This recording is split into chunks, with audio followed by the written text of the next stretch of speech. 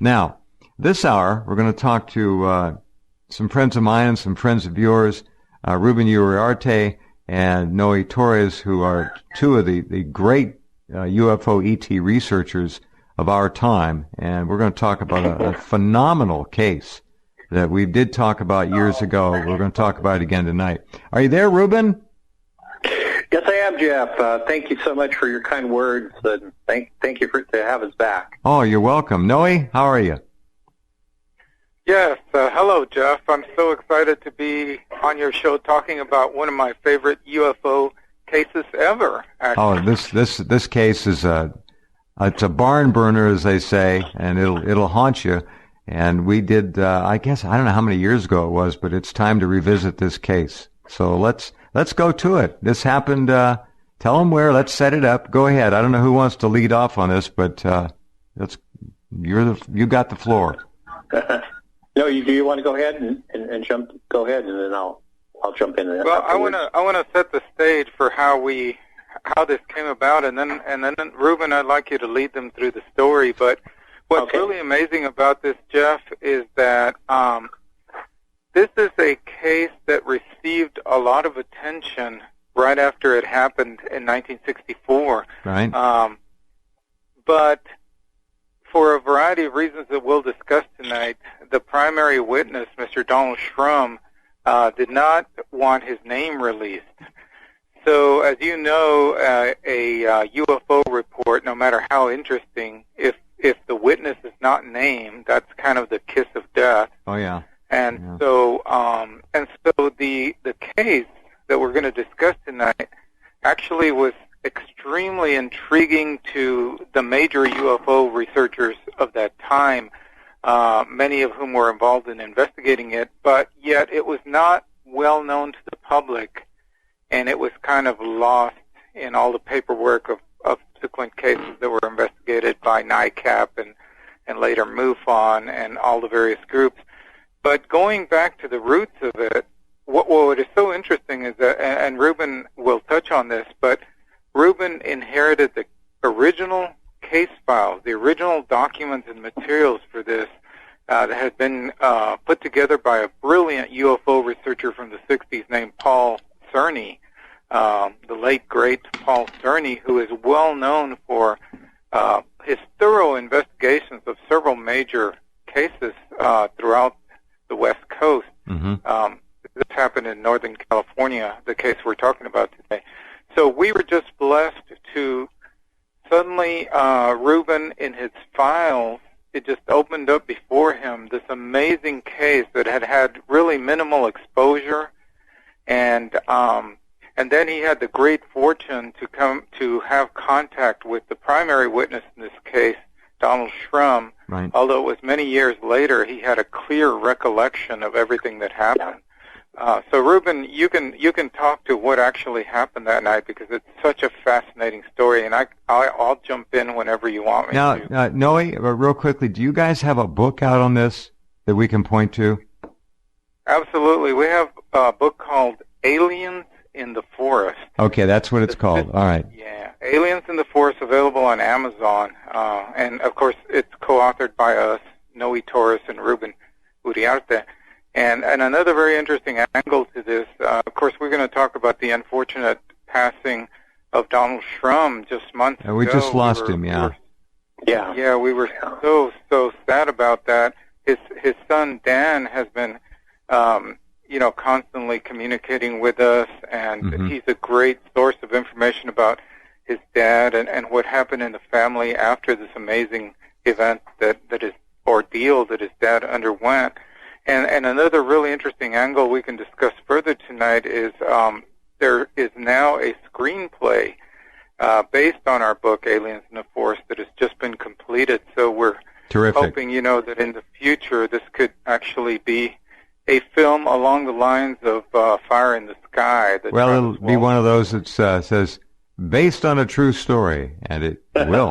Yeah, it will be. Definitely. Okay, Ruben, let's tell the basics and start moving into this, because it's a very complicated story, and the emotion that Mr. Shrum went through, I don't know how a lot of people wouldn't have been able to survive this. I think they just would have broken down and their lives would have been over.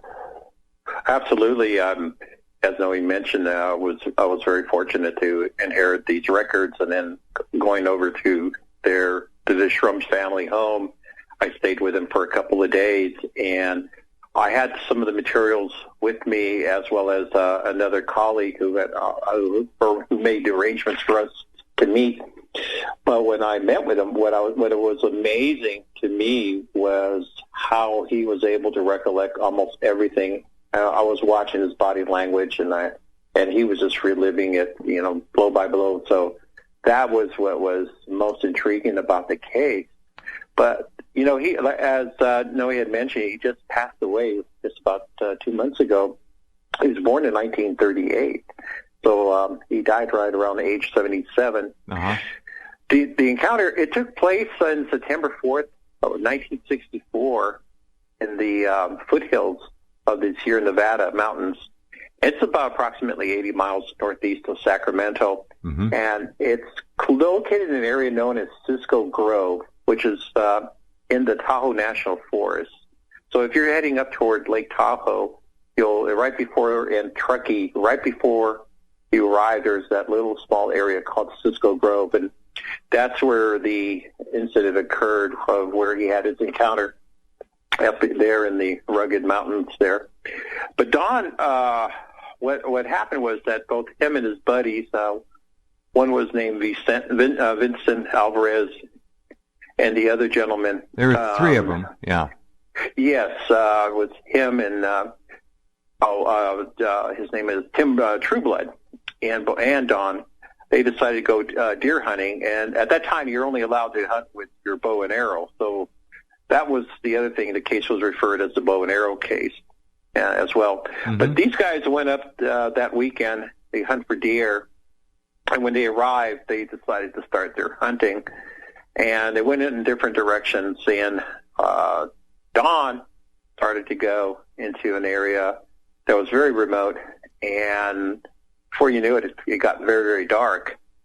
So one thing about with that area there, it's known for a lot of mountain lions and bears and everything. So what he decided to do was to climb up a tree, and lo and behold, it got very dark. And out there, and later on, there was out in the distance, there was a bright light. Yeah, he was going up there to. Wasn't he going to sleep up in the tree? That was the plan, right?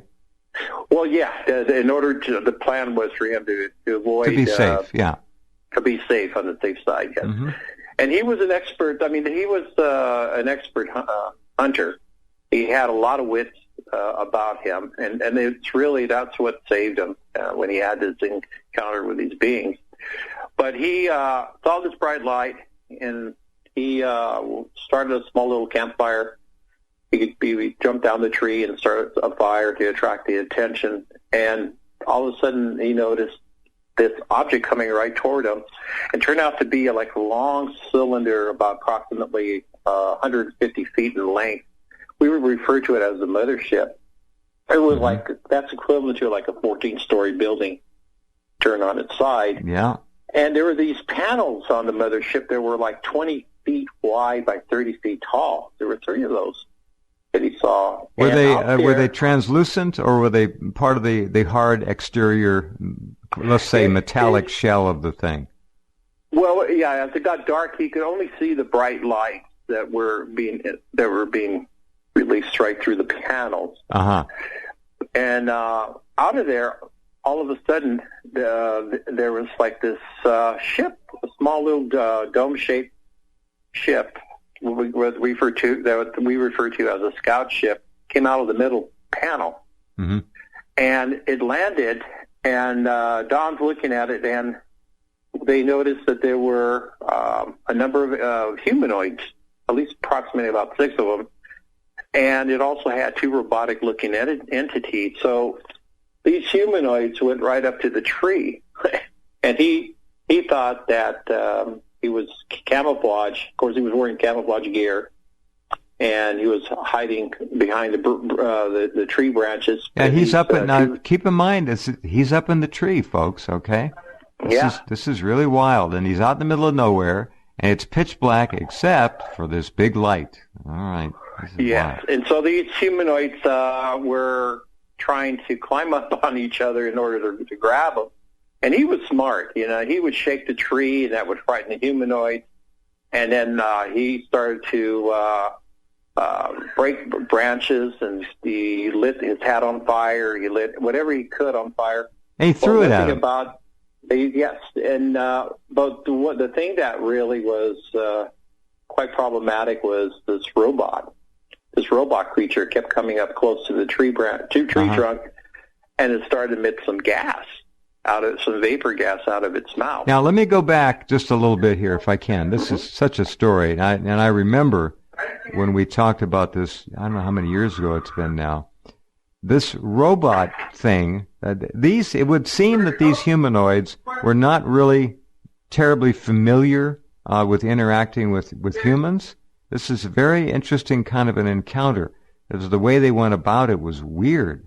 They got on top of each other, I guess, on the shoulders and reached up for him in the tree. Yes, exactly. That's strange. That's strange. Well, Noe and I have discussed this. We thought, well, gee, perhaps they could have shot him down or hurt him, but he didn't. They were trying to capture him in that kind of method. In a very primitive kind of way, and it's weird. Yeah. You'd think that they'd have some technology that could have just simply knocked him out, and he drops down, they get him, and they got him. No. And then they send out of this smaller craft a robot-like thing. To describe the robot for us, if you would, that went up to the tree. What did this robot thing look like? It looked like it had a... I'm trying to remember there was a movie that came out recently, and there was this one robot that looks very similar to it, but it was it had almost like armor plating. It had a shell of a helmet. It had bright. What he remembered was the eyes. They were like a fiery yellow. See, this is like something that humans would build in 50 years or something, or less. Maybe we've got them already. But it's you can relate to this. It's a machine. It's a robot. And they went up to the tree, and well, I guess it's walking. It was ambulatory, correct? Right. And the thing that finally Don got very upset because he was getting very upset with the fact that he was getting exposed to this gas. And so finally he shot his arrows at the robot.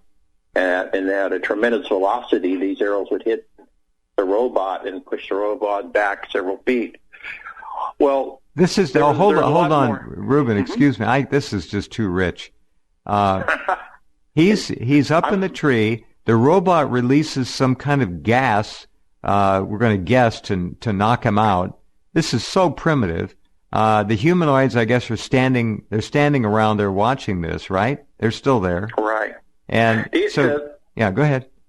Oh, the other point I forgot was the fact that Don had originally thought about shooting his arrows at the humanoid, but something told him they weren't really bothering him. It was a robot. Good thinking, so Don. I always respected Don for that. Yeah. So he fires his arrows, and again, a lot of velocity. With a good bow hunter can really muster up some power with that technology.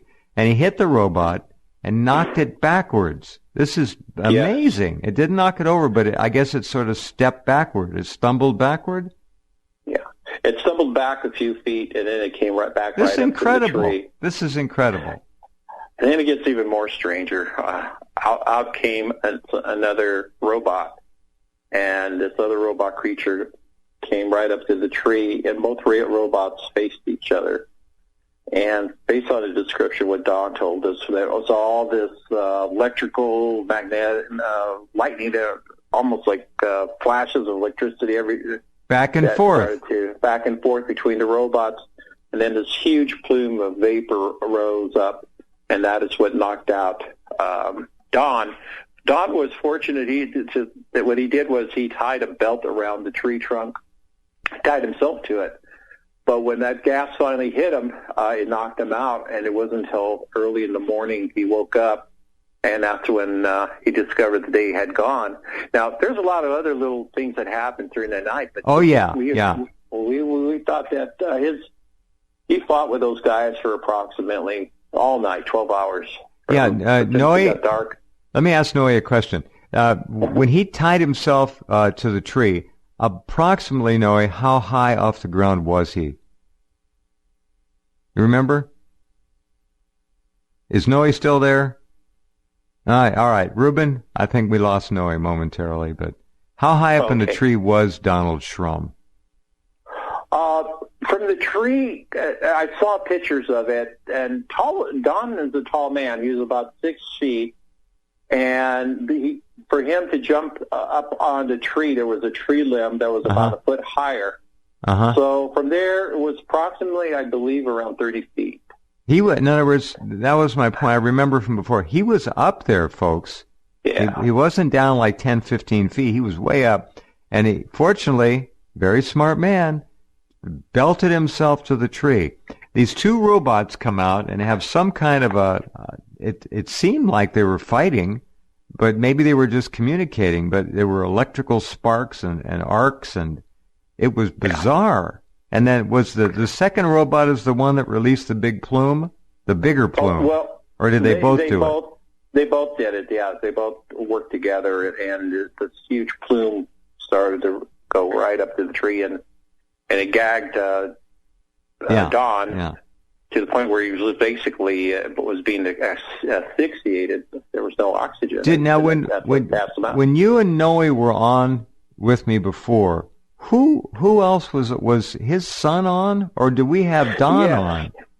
Well, we had did the story first with Don. Oh, good. Noe's back. Good. Wasn't Don on, Noe? I had a very weird disconnection happen. I guess somebody's monitoring our call. Oh, they're playing games. They love to do that. They got nothing else to do. We had Donald Shrum on, correct? We had Dan Shrum, Donald's son. His son. But we played a lot of the the recordings. Yes. Yeah, where he carefully goes through every step of his encounter, and it's really, really interesting to hear him say it in his own words. Well, that recording that he made is a classic. Now, you've got the book out.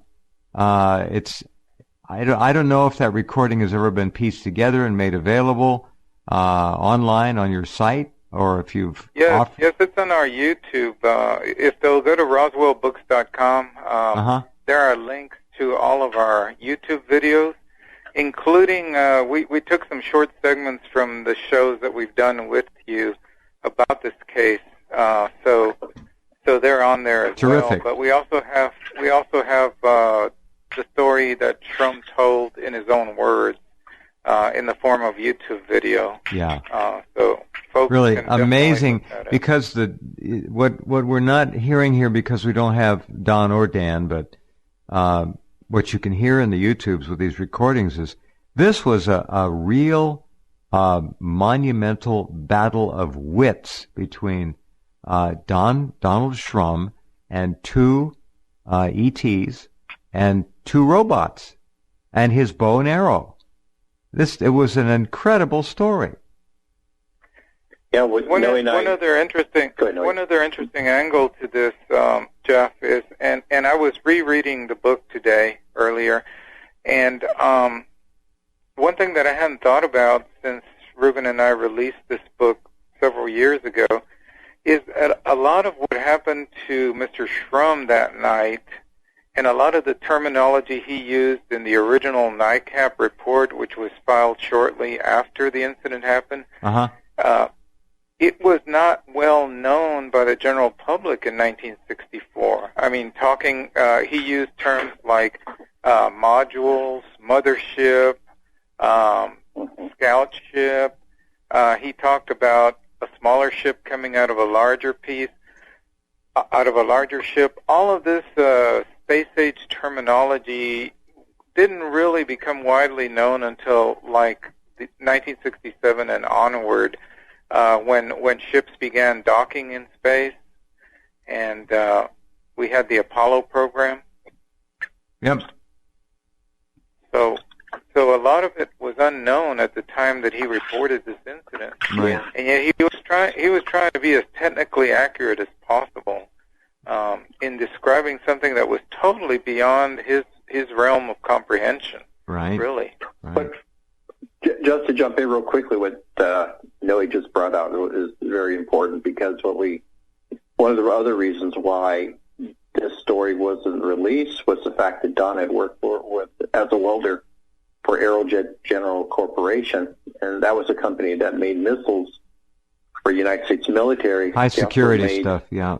Right. They made the Polaris missile, also the Saturn V that launched the Apollo astronauts. He didn't want to lose his job.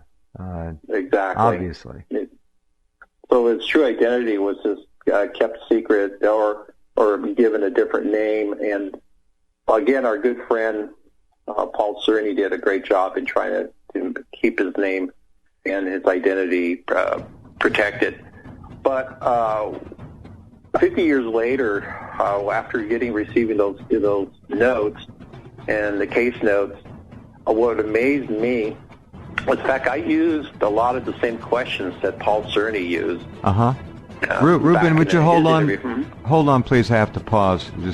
We only have one break in an hour now. I rearranged the network schedule, so up 30 feet in a tree, tied to the tree, robots down below with electrical sparks flying back and forth between them. The mothership, I guess, hanging off in the distance still, and then the smaller ship still there. I don't remember the full scene that he's seeing. Yes, that's correct, Jeff. And two humanoids hanging around as well. Wow, what a story. You know, he thinks that there were a total of 6 humanoids all around the base of the tree, but he said there might have been more, because, you know, a lot of them were kind of lurking in the bushes and in the shadows. Yeah, they didn't know how to get him down. They wanted him out of the damn tree. Yeah, and several, you know, the humanoids would take turns coming up to the base of the tree and having a go at trying to get him down. Isn't that amazing? One of the amazing things, Jeff, and you and Ruben were talking about this earlier, is they seem confused, somewhat bewildered, and not prepared to deal with having found a human being in the midst of their exploration. Yeah, it's like they were new to the planet. Well, Mr. Shrum told us that it was very clear from his perch up in the tree when he first saw them arrive, they seemed to be doing some sort of site survey. They were looking at the vegetation. They were picking up samples of the rocks. Now, the very interesting thing about this area of California is that this was where the California gold rush started way back when. This is Placer County. This is that whole area is very rich in minerals. Much gold was mined from there, and also uranium, as well as other minerals. It's also an area that's very diverse and very rich in its flora and fauna. Lots of different representative kinds of wildlife there, as evidenced by the hunting that goes on, that Mr. Shrum and his companions were involved in. So, I mean, there's probably few areas in North America that these beings, if they were interested in studying our planet, there's few other areas that would have been as rich for them. And this is what they appeared to have been engaged in when Mr. Shrum saw them approaching his position. His feeling was, in the interviews that he did, was that his feeling was that he was an unexpected element that they were not programmed to deal with. Let's put it that way. That's an interesting way to construct that. They weren't programmed to deal with it. In other words, they're mental computers. If these humanoids were sentient beings, or maybe they were robotic in some way, they weren't able. They weren't able to process how to deal with this guy. That's one thing Mr. Shrum stresses, is he calls them humanoids because their suits were less bulky looking than the ones he refers to as robots. But as far as he knows, they could all have been the same sort of entity, you know, whether robotic or humanoid, he doesn't know. It could have been that the ones he referred to as robots simply had a different type of suit that gave them different capabilities, such as, you know, emitting this vapor and doing other kinds of analysis on the surrounding vegetation and so forth. So he's not real clear because they were all about the same height. Huh. What a strange thing that they would release vapor to try to get something out of a tree. You think, oh, wait a minute. E.T., high-tech, beam weapons, electromagnetic weapons, who knows what kind of technology, but releasing fumes? That's odd. Well, that almost sounds like something that they would use for other activities, and then they tried to improvise and use it to somehow get to Mr. Shrum. So if they were on a mission, on a scientific research mission, they would not have weapons and such.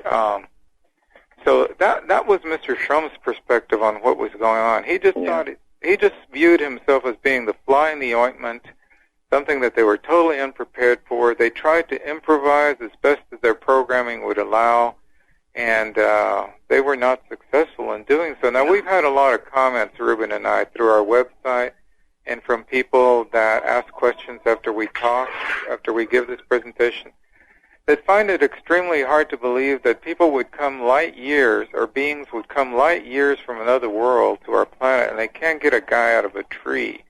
And I understand that, but the thing is that we have the eyewitnesses' testimony that this is exactly what happened, and that they did not seem to be equipped or prepared to deal with the sudden introduction of a human being up in a tree. I mean, it's that simple. That's what came to mind when I was listening. I mean, what is this? That's why I call it a battle of wits. Now, some of the more creative things that Donald Shrum did to try to keep the enemy at bay, and he was really shook up during this. He was scared, as I remember from the recordings. What else did he do? He improvised. He lit his hat on fire and threw the fire down on them. That kind of freaked him out. Right. One of the more interesting things that he did was, I was going to mention that too. One of the more interesting things he did, Jeff, was he threw all his money down at them.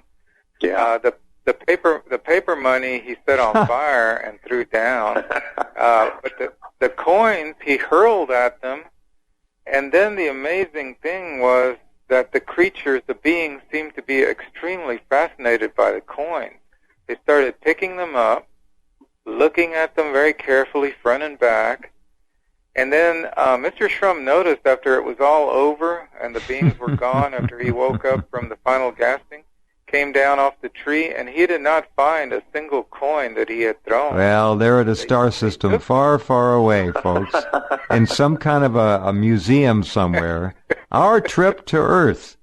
And they probably have the whole thing on some kind of a recording, and they could watch it. This is just amazing. No, Mr. Shrum is a real sharp guy, as is very clear from this. He was a really sharp guy, and he says that what came to his mind was that in our world there are few things that have as much information about a culture as do our coinage. You know, you have the representations of people and some of our symbols and traditions, and you have mottos, famous sayings, and you have people's names and dates. So in this little coin, any given coin from any given country, you have encapsulated parts of our history and our culture. Good point. So that's very sharp of Mr. Shrum to realize that could have been the motivation for these visitors to have taken all his money. Well, it's either in a museum or they have their own X-Files back wherever, and they're hidden away. That's really too much. That's amazing. The other aspect of the story that was really interesting is after he was gassed the last time, he did not know how much time elapsed until he awoke. Mm-hmm. So he lived, I would say until the end, he lived with this fear that the thought or the idea that they never reached him was actually planted in his mind by these beings. He thinks there's a possibility that they did get him eventually? Yes, they might have. And in fact, in the screenplay that's being written, that aspect of the story, which we didn't really cover much in our book, makes sense. And I think when he came to Noe and Ruben, was he still up in the tree, still belted to the tree, or did he kind of come to when he was clambering down from the tree? Do you remember? No, he was still belted up in the tree. But his fear was that they took him, did whatever experiments they wanted to, and then they brought him back and put him back. He must have had a reason for that thought. Did he ever, in any of the recordings, or conversations, mention marks or anything else that would give him the idea that he might have been messed with somehow? Well, that's the other thing, is that they didn't have a lot of money, and so they were. Yeah, well, he threw it all away. Yeah, no, but I mean, as a family. I'm kidding. I know. They didn't have financial resources. Just joking. I couldn't resist. There were several tests that people suggested that Don undergo, but they would have been costly to them. He never really had a proper test for any radioactivity he might have been exposed to. There was just, one of the general practitioners that he went to said, "Well, if you were exposed to anything, we'll know in a few weeks." That sort of attitude. So they didn't really do much in the way of testing of his physical condition. So, and what really worried him was that these beings tried all night for 12 hours to reach him. Yeah. Then he blacked out for an indefinite period of time, probably several hours, and then suddenly, he wakes up, and his fear was that they might have actually reached him and then implanted in his mind the thought that he had been there safe in the tree. I think that's a real distinct possibility. They went back to the ship and got an extension ladder. There's a point that I just want to jump real quickly. As Noe was describing, all the psychological issues that Don was encountering. One of the things that Don was considering was to commit suicide. That tree was located right by a cliff, and he said if they were ready to capture him, he was ready to jump off. But just what stopped him was he just had a baby girl. He's a family man. It's a family man, and that's what kept him. That's what kept him fighting. He's been up until the very end. But there's also part two to this, and we'll elaborate on this, was how he went back to the campsite and he met his friends. And actually, one of the witnesses, one of his friends, Jim Alvarez, had actually saw the ship fly over when he was where he was camped out at that night. So he actually saw something fly over. But the other part of the story goes is his encounter and his interactions with his family, and also with an astronomer who had convinced them to go talk to the Air Force. So, it gets really interesting. Noe, would you like to elaborate on on their interaction with the Air Force?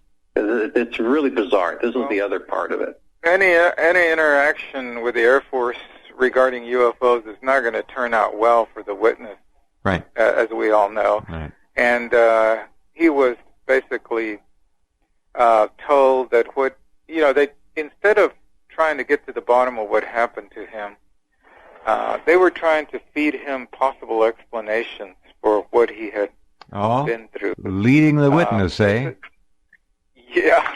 They suggest, his thought was that they were going to come and take all the information down. He was trying to be as factual as he could be. Now, the UFO research people did that. Paul Cerny did that. NICAP did that. But the Air Force, their objective was clearly to debunk his story, in keeping with the strategy that the Robertson panel established in the late 50s, which was to downplay the significance of UFOs and badger the witnesses and downplay anything concerning UFOs. Well, they played that card all the way through with Mr. Shrum, and they were trying to basically make him suspect that the whole thing was just a delusion on his part. They gave him a bunch of Japanese wild soldiers. stories.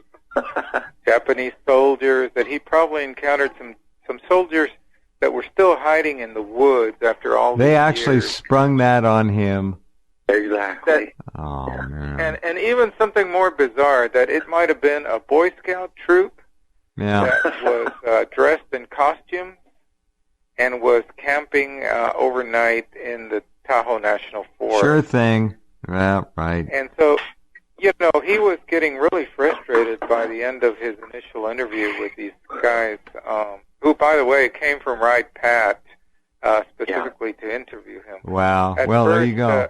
First, they introduced themselves as being from one of the air bases there in California, but later, through the Freedom of Information Act, Paul Cerny ascertained that they had come directly from Wright-Patterson Air Force Base, which is where the true UFO investigative branch of the Air Force was based at that time. Yeah. Now, the other side of the coin is the possibility, and we've had these reports too many times now, of some elite unit in the Air Force being involved with ETs. Not necessarily this particular species or group, but with some group that they've worked together. Abductees have reported too many times, as you guys know, and many of our listeners may remember.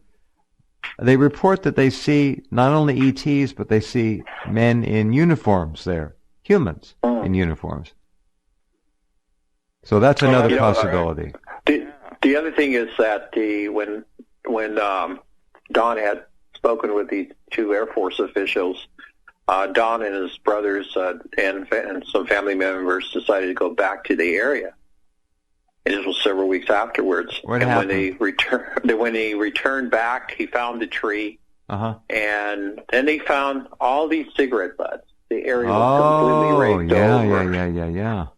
And Don had provided all the information. He even even drew a map, and that's what they did. I mean, his conclusion was it was the Air Force that came back, because the way that area was, whatever was raked for evidence, and that's kind of typical usually in some of the other research that both Noe and I have done on these down UFOs, especially when you have the Air Force retrieval going back and then doing a total search and cleaning that area up to gather or to hide any evidence. They take it away. So that was the other aspect of it.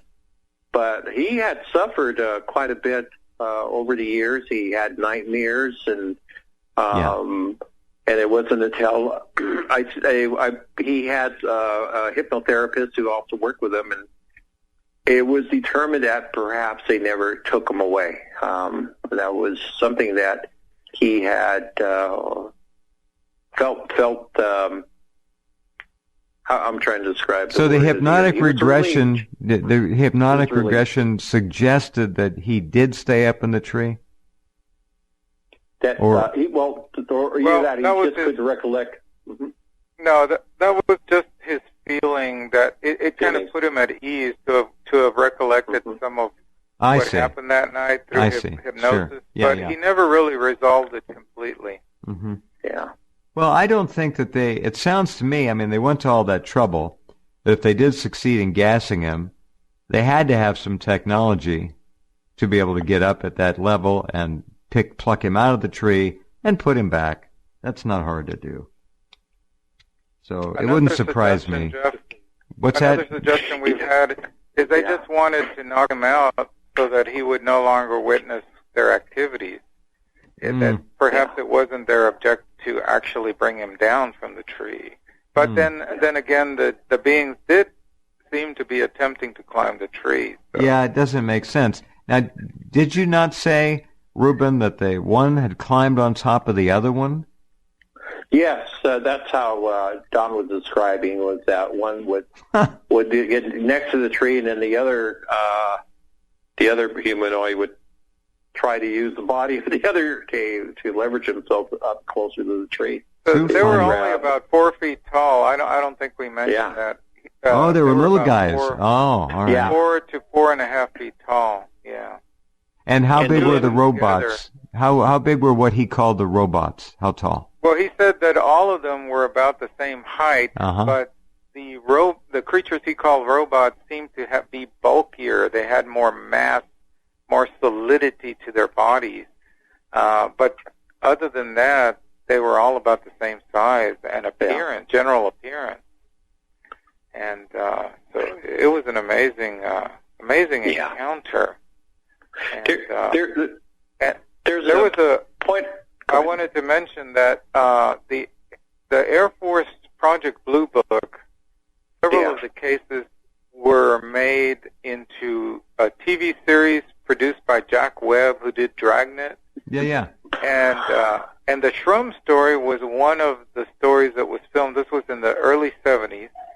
A TV series called Project Blue Book, and so the Shrum case actually appeared without permission from Mr. Shrum or the Shrum family. It was used for that TV series, and it was very, very inaccurate. They changed the story around rather dramatically, which Mr. Shrum was not pleased about. But that just kind of demonstrates that a lot of people did think very highly about this case, and in fact, several people have called it one of the most significant UFO cases in history. So, it definitely was something. What is it? Go ahead, Ruben. Oh, I just want to piggyback on what Noe was saying about Project Blue Book. About 2 years ago, there was the release of all the Blue Book, many of the Blue Project. Easy for you to say. Files. Yeah, there you go. Where you could obtain them online, and I saw there was this newspaper article that talked about the Cisco Grove case, and in there, the journalist that was referring to that particular file was just reiterating the comments that were being made by the Air Force. He said that this was a psychological issue, and I always wanted to write back to the journalist and say, no, this case is very much true. It was, based on all the evidence and all the research that we've done. You're just reading the testimony of what the Air Force concluded, but that's not the way it happened. Is this screenplay been vetted by the family? Do they generally approve of it? Is it okay with them? Do we know? Have they had any direct input in terms of control of the storyline? Well, probably not. The person who is writing the screenplay, if it gets to the point where it looks like it's going to, right now it's just a screenplay that's out there and available, but if it gets to the point where it looks like it might be acted upon, then he is planning to get all those clearances through Dan, whom he has already contacted, I believe, Ruben. He has contacted Dan, right? Tell you the truth, I can't remember if he has or not, but you bring up a good point, though, is that... He's a real credible guy, so he is going to get together with them. We did get the publication rights from the Shrum family for the book, and he's basing this on the book, but he's definitely going to also contact the Shrum family members. Oh, it would make a great and very intense motion picture, depending on who plays the key role. There are a lot of good actors now, but this is remarkable stuff. Thank you, guys. That was great, just hearing that again. And if you can go back, those of you who are in the archives, subscribers, you can go back and find Ruben and Noe and listen to the earlier program. I think we did 2 hours on this, and it was full of recorded excerpts from Donald Shrum himself, and you hear him, and the emotion was right there. Wow. Amazing. Thank you, Ruben, very much. Thank you. Thank you very much. And thank you for having both Noe and I on the show. Oh, of course. Noe, you take care of yourself, and we'll talk again to both of you. Hey, and we want to invite everyone out to our UFO conference in Aurora, Texas in a couple of weeks. Oh, yeah. Give us the details. Go ahead. Aurora? Yeah. UFO. For the very first time, this famous event that happened in 1897 in Aurora, Texas, that's right near Fort Worth, about 30 miles from Fort Worth. Yeah. It's going to be commemorated officially by the city, and it's going to be Saturday, April 16th in Aurora, Texas. Jim Mars is going to be there, Nick Redfern.